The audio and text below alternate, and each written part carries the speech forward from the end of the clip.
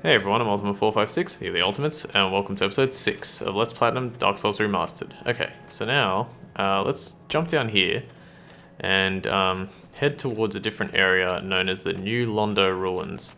Now, we're not going to do too much in the New Londo Ruins, but luckily there's a very simple to get Firekeeper Soul really early in it. And it's very useful to get right now because it'll give us a ton of extra recovery for our Estus Flask. So we're gonna go grab that. So the New Londo Ruins is a very strange area. There's a whole bunch of sort of hollows, but they don't attack you, and they kind of don't react to anything.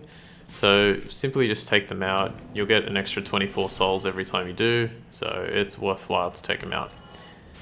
There's an NPC down here who sells a bunch of like magic-based weaponry and all that kind of stuff, but he doesn't have anything useful for us, and we'll eventually get to him later. We do need to like talk to him at some point to give him certain embers so that he can upgrade our weapons later, but it's not required right now, so I'm not really going to bother talking to him. I don't think his dialogue changes pretty much at all throughout the course of the game, so it's not really a big deal. Okay, you can get an S-Stock here. Kill this one. And there's a very particular item we need in this barrel. Oh, in this pot. The Transient Curse. So let's have a look at that Transient Curse. It says... a temporary curse that allows engagement with ghosts. Limb of the victim of a curse. Temporary curse allows engagement with ghosts. The only way to fight back against ghosts who are cursed beings is to become cursed oneself. The safest method, however dreadful, is to cut off an arm of the dead. Alright, so that item is going to be required here very shortly. I'm actually just going to equip it here. Beautiful. And we want to run down here to where this blue flame is. And right about here we want to use it. And just ahead you'll notice that some ghosts will come to attack us. So we want to get close and just poke them. You can see how like they're actually fairly strong. I mean, we've upgraded our halberd all the way to +5 and they still take 2 hits to take out. So we want to take out those two. Just want to be very cautious around here, see if there's anything else. No. Then we want to go through here, and that item over there is the Firekeeper Soul. There's a small thin platform here, and a whole bunch of ghosts will rise up from out of the ground. So we want to take advantage and just poke. Whoa, okay, we're good. Poke that first one. Be careful when you like lose the target or lose the targeting, because it'll cause your character to run in a different direction, and I actually almost fell there. Another thing to note about these guys, for some reason, like they have a very long reach, but for some reason, like hitting them is not always consistent, even with the halberd. Later on, when we go through this area, which will be much, much later, you'll know I think you'll see what I'm talking about. It just does not, I don't know, like sometimes your attacks, what happened to my camera there? Sometimes your attacks just do not go through. I have no idea why. It's very, very strange. Yeah, be careful not to walk anywhere but like straight on that path, because it's just like certain death all around. It's just a narrow path that leads directly to a Firekeeper Soul. And the reason we want to get it now is because Lautrec, the guy we freed, is actually directly tied to, I think her name is Anastasia of Astora. I think she reveals it later. Anastasia of Astora, he's directly tied to her, and she will be unavailable a little bit later in the game, and then we can do something to get her back. So we want to take full advantage of the fact that there's a Firekeeper Soul right there, and use it to level up, or to power up our Estus Flask. Okay. I guess technically we could go... we'll do it the other way. I was going to do like a whole, take the long way around, but it's not really a big deal. Okay, so now we reinforced it twice. Estus Flask +2. Basically, at this point, with the amount of vitality and health we have, one Estus flask from like the bare minimum health will probably give us maximum health, so it's very, very useful. Okay, so now we are almost ready to fight the boss, but there's one more thing that we got to do before we go ahead and do that. So we're going to use the elevator again. Yeah, this time we're going to use it in the reverse way, so we're going to have to hop off. Just keep walking forward and you'll walk right off. I'm going to do exactly the same thing that we did before. Just line it up, circle, land on that thing. And now, instead of jumping off, you can see our raven slash crow friend there. We're going to go all the way up to the very top and around this corner.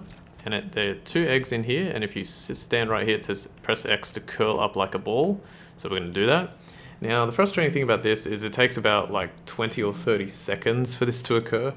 But essentially, after we wait that length of time, a cutscene will occur, and we'll be able to go straight back to the Undead Asylum from earlier. So that's really, really good, because we need a few items from there. Oh, here we go. It wasn't even that long. And we can do a handful of things there, so let's watch this.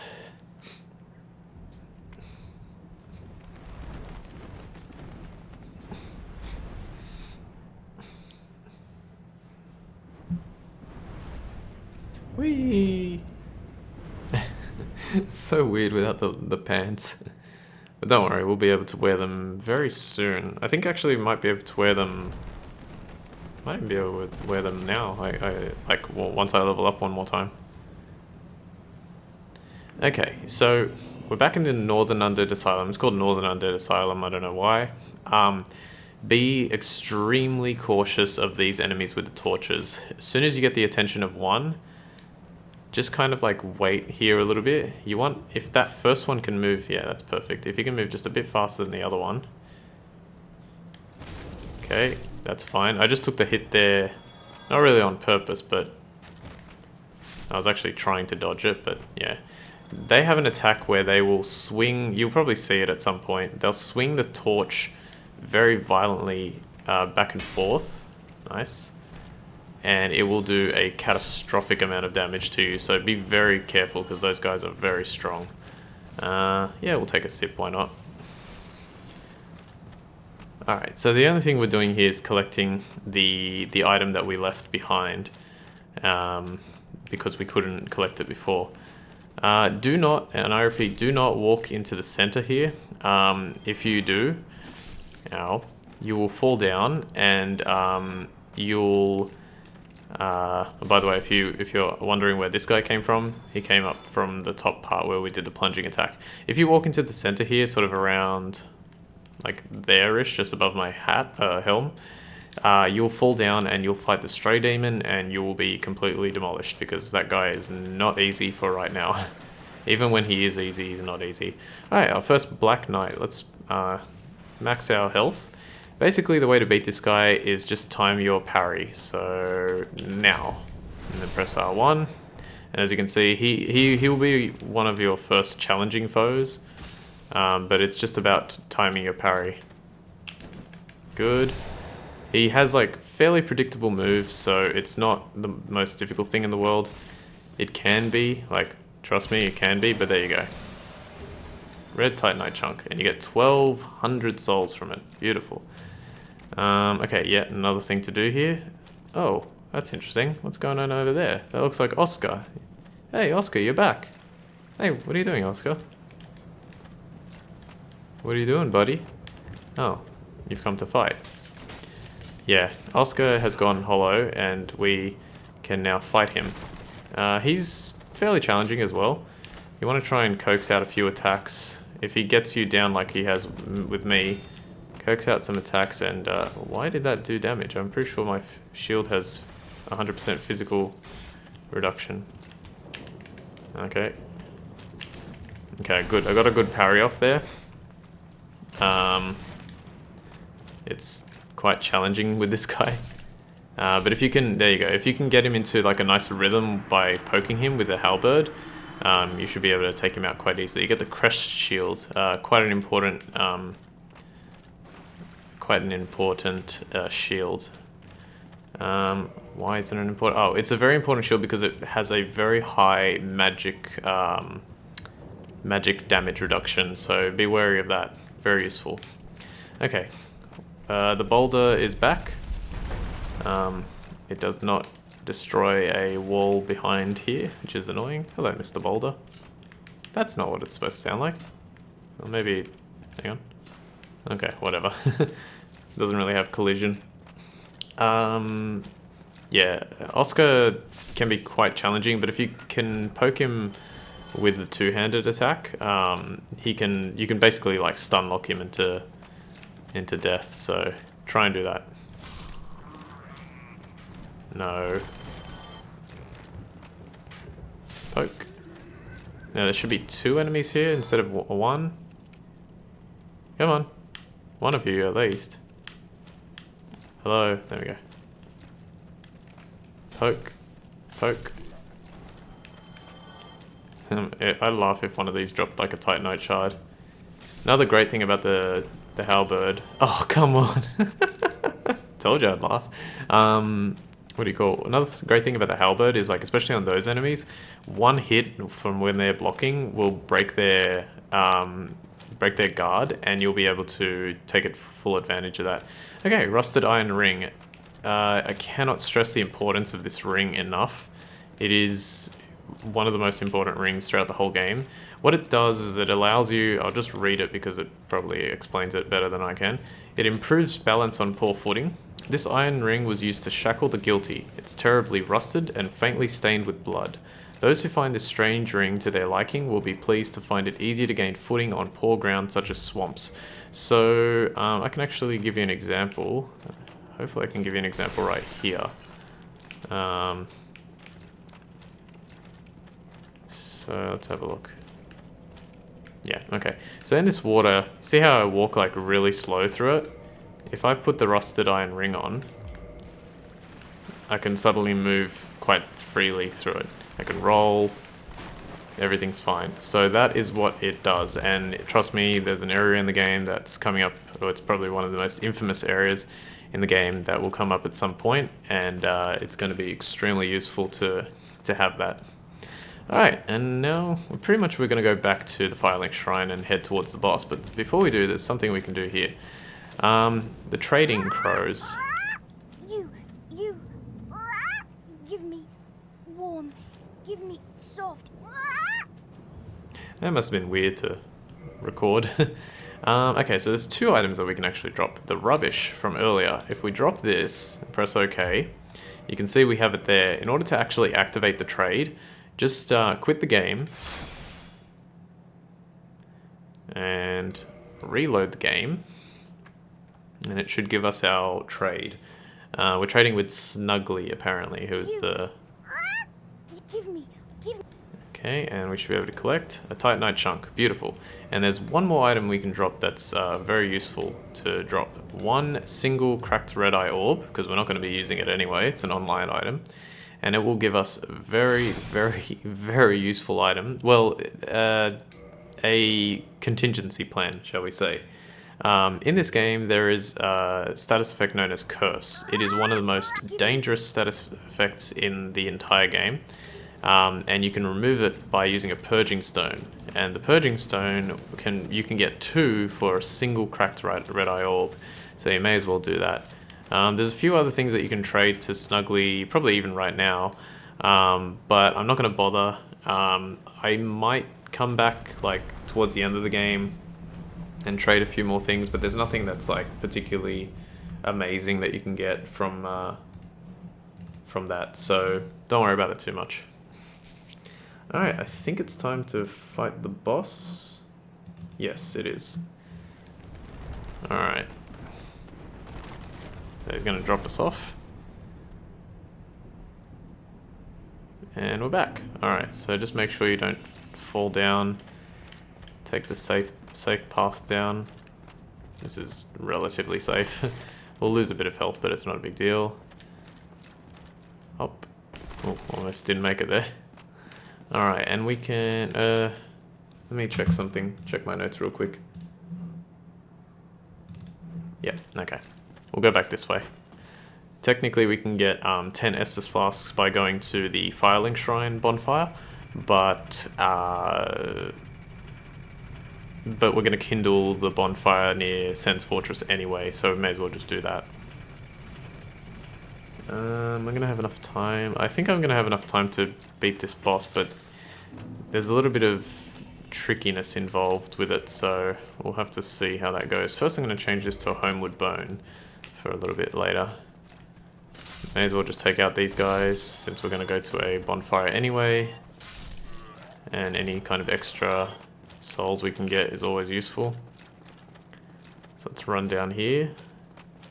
Another thing about this game is this was pretty difficult to route. I feel like Dark Souls 1 is like the areas where you're kind of, you know, quote unquote supposed to go. It's not as obvious as the other games. You know, Dark Souls 3, it's very linear. If you need to turn around and go back to a different area, you just got to go back on your own linear path. This one, you can kind of just go wherever you want, and it can be challenging. All right, let's pump our points into endurance again. We're okay in terms of reverse hollowing. You want to be human for this as well. Make sure that you're human. So if you haven't reversed your hollowing, make sure you do that.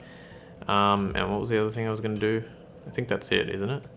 I'm just trying to think, because I should be fine. I don't really, like, I wouldn't mind leveling up again, but it's going to cost a few kills to do, and it's not a big deal. Oh, that's what I was going to do. I was going to check if I can finally wear the... So if I do this, that's too much, but if I do this... it's still too much, damn. I needed one more level. That sucks. Alright, let's try and... I don't know if I don't think I'll have time. Bang. We'll see. Oh, can I get another Titanite shard? Another thing to note is that the game has, like, none of the items, nice, that you can collect in the entire game, like as in, for example, over here on the right, there was a Firekeeper Soul. None of the items in the entire game, like those ones that you can just collect throughout the game, are Titanite shards. You can only get Titanite shards by getting them off drops, and then there's another way later on that we can sort of get them as well. But for the most part, you can only get them as drops. Which is very interesting, but it kind of has a nice kind of side effect of like, oh, you know, if the player farms these Titanite shards, they can level up a weapon of their choice and become quite strong early game. You know, on top of that, they're getting souls as they're farming, so it's really quite useful. Jeez, look at that. That was ridiculous. That was perfect. Okay, so now here's an interesting thing. We're coming to our first boss fight. We talked to Solaire before, and Solaire has his summon sign right up there. But we can also summon Lautrec over here. And Lautrec, he's just an extra guy to help us, so it's quite useful to have him.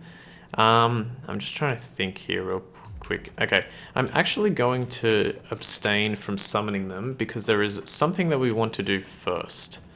So I'm gonna take a sip here. I'm gonna go straight into the boss fight. We're gonna watch a cutscene, and we're gonna. This is gonna make the episode awkward to title. I'll probably put the boss title next time for the next episode. So let's watch the cutscene. This is the Gargoyles boss fight. There are two. But they'll come at separate times, so don't worry. But right now we're not aiming to beat the Gargoyle, the Gargoyles. We're aiming to do something else, and that is to remove its tail. Like I said before, certain enemies in this game have weapons that you can collect by removing parts of their body. In this case, its tail. If you have a +5 halberd, I did roll, but I didn't roll fast enough apparently. I want to try and take a sip, but without dying. Nice. If you have a +5 halberd, it should be able to be cut off in one, damn it, in one swing. And the way you want to do it is basically running, oh no, that's not good. Running R2. There we go, Gargoyle Tail Axe, beautiful.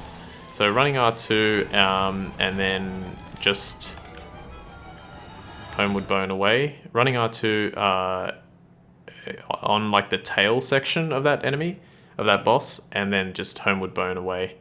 And basically now we're just going to go straight back, well, next time, we're going to go straight back, do the boss fight again, but we'll just use Lautrec and, what's his face? Solaire to help us. I could use like a Soul of a Lost Undead or something to level. If I was going to use one, I was actually going to use one of the bigger ones just because these will come in handy a bit later. Not too handy, but trust me, there's a way to make them more valuable later on. But I think I'm going to not do that. Anyway, oh man, I have no idea what episode I'm on. Give me a moment here. 1, 2, 3, 4, 5, 6. I'm on 6. Alright, so I want to thank you all for watching episode 6 of Let's Platinum Dark Souls Remastered. My name is Ultima456, you're the Ultimates, and I'll see you next time.